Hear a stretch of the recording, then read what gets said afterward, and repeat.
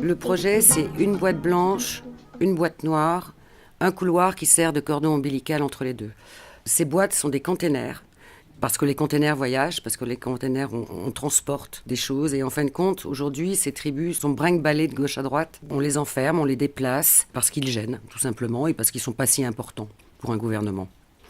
À l'intérieur, c'est plutôt une boîte blanche, très très lumineuse, très joyeuse, dans lequel seront des photos tirées sur dur à trans, dans des espèces de caissons lumineux, pour montrer toute la joie, toute cette volonté qu'ils ont de vouloir continuer à vivre et à transmettre.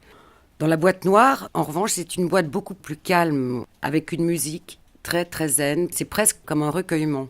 Et sont incrustés dans le mur les triptyques. Les triptyques, ce sont ces fameux portraits que je fais en 3 morceaux.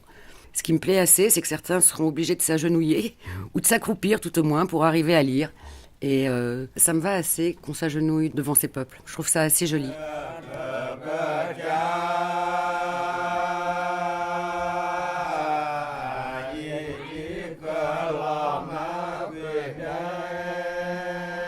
Le cordon ombilical, qui est ce fameux couloir qui va relier les 2 boîtes, sur chacun des murs, il y aura des vidéos, une dizaine à peu près, où à chaque rencontre exceptionnelle que j'en ai faite, et Dieu sait si j'en ai faite, il y aura des portraits de ce que j'appelle les sentinelles de la Terre. Ce sera des hommes ou des femmes qui me parleront, qui auront le temps qu'il faut pour me parler de leur tribu, de ce qu'ils vivent aujourd'hui, de ce qu'ils voudraient vivre demain.